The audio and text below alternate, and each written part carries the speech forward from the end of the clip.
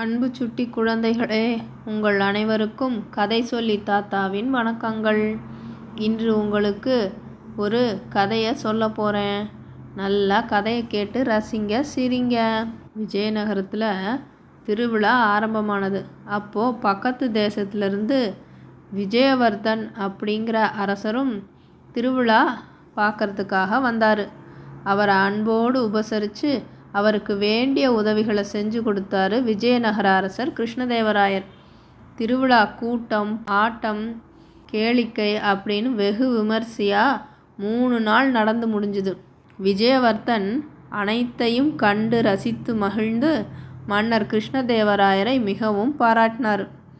அப்போ அவர்கிட்ட ஒரு கோரிக்கை வச்சார் விஜயவர்தன். தெனாலிராமன் மிகவும் திறமை வாய்ந்த புத்திசாலியாமே, எனக்கு அவரால் ஒரு காரியம் ஆகணும். என்னன்னு சொல்லுங்க, தெனாலிராமனை உடனே செய்ய சொல்கிறேன். அப்போ அரசர் சொல்ல விஜயவர்தன் தன் கோரிக்கையை சொன்னார். எனக்கு ஒரு குருவி வேணும். அது காலையில் தங்க நிறத்திலும், நடுப்பகலில் பச்சை நிறத்திலும், மாலையில் 7 சிறகுகளோடு வானவில்லின் 7 நிறத்திலும் பறக்கணும் அப்படின்னாரு. வானவில்லுன்னா ரெயின்போ, அதோட 7 நிறம் என்னன்னு உங்களுக்கு தெரியுமா? விப்ஜியார்னு சொல்லுவாங்க. வீனா வயலட், ஐனா இண்டிகோ, பீனா ப்ளூ, ஜீனா க்ரீன், ஒய்னா எல்லோ, ஓனா ஆரஞ்சு, ஆர்னா ரெட். இப்போ தெரியுதா எப்படி வானவில்லோட 7 நிறத்தை ஞாபகம் வச்சுக்கிறதுன்னு? அதனுடைய முதல் எழுத்துக்களை சேர்த்து விப்ஜியார் அப்படின்னு ஞாபகம் வச்சுக்கலாம். அரசரும் அப்படிப்பட்ட குருவியை கண்டுபிடிச்சு கொடுக்கும்படி தெனாலிராமனுக்கு உத்தரவு போட்டார். தெனாலிராமனுக்கு அதை கேட்டதுமே தலை சுற்றிருச்சு. இருந்தாலும் நாளைக்கு கொண்டு வரேன்னு சொல்லிட்டு போயிட்டார். அவரும் பல வழிகளில் யோசனை செஞ்சு பார்த்து ஒரு முடிவுக்கு வந்தார். மற்ற மந்திரிகள் எல்லாரும் தெனாலி நல்லா மாட்டிக்கிட்டாருன்னு, அந்த தேசத்து ராஜாவுக்கு முன்னால் அவமானப்பட போகிறாருன்னு, அதனால் கோபம் வந்து நம்ம ராஜா அவருக்கு மந்திரி பதவியிலிருந்து விலக்கிடுவாருன்னு நினச்சிக்கிட்டு ஒருத்தருக்கு ஒருத்தர் பேசி சிரித்து மறுநாளும் வந்துருச்சு. கிருஷ்ணதேவராயர் அரசவை நிரம்பி வழிந்துருச்சு. அதிசய குருவியை பார்க்கறதுக்கு ஆசையில் மக்கள் அனைவரும் கூட்டமாக அரசவையில் கூடிட்டாங்க. நேரம் ஆகிக்கிட்டே போச்சு. ஆனால் தெனாலிராமனை காணோம். அரசர் கிருஷ்ணதேவராயருக்கு கோபம் வர ஆரம்பிச்சுது.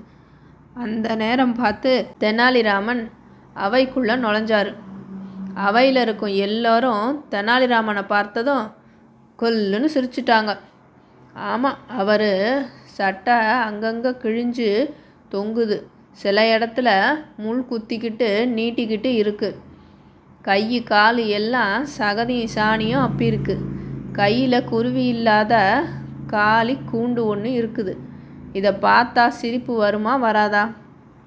சுட்டிகளே, நீங்களே சொல்லுங்கள். தெனாலி, இது என்ன கோலம்? குருவி எங்க அப்படின்னு அரசர் சற்று கோபமாக கேட்டார்.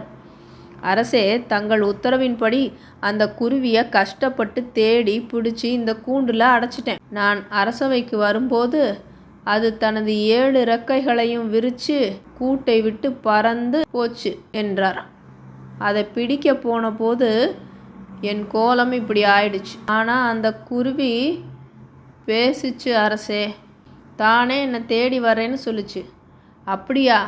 அப்போ அது எப்போ வரும்? விஜயவர்தன் ஆவலாய் கேட்டார். அது சொல்லுச்சு, காலையும் இல்லாம நடுப்பகலும் இல்லாம மாலையும் இல்லாம இரவும் இல்லாம போது வருவேன். நான் வரும்போது வெளிச்சமும் இருக்கக்கூடாது, இருட்டும் இருக்கக்கூடாது சொல்லிட்டு பறந்து போயிடுச்சு. சொல்லிக்கிட்டே தன் முகத்தை பரிதாபமாக வச்சுக்கிட்டாரு தெனாலிராமன். அவையில் இருந்தவங்க அதை கேட்டு அதிர்ந்து போயிட்டாங்க. மன்னர்கள் இருவரும் வாய் விட்டு சிரிக்க, உலகில் இல்லாத குருவியை தான் கேட்க, அதற்கு உலகில் நடைபெற முடியாத ஒன்றை பதிலாக சொன்ன தெனாலிராமனை பாராட்டி தன் கழுத்தில் கிடந்த தங்கச் சங்கிலியை அவர் கழுத்தில் மாட்டி அவரை பாராட்டினார் விஜயவர்தன். மீண்டும் உங்களை சந்திக்கும் வரை நன்றி கூறி விடைபெறுபவர் உங்கள் கதை சொல்லி தாத்தா. நன்றி குழந்தைகளா. இன்னைக்கு கதை நல்லா இருந்துச்சா?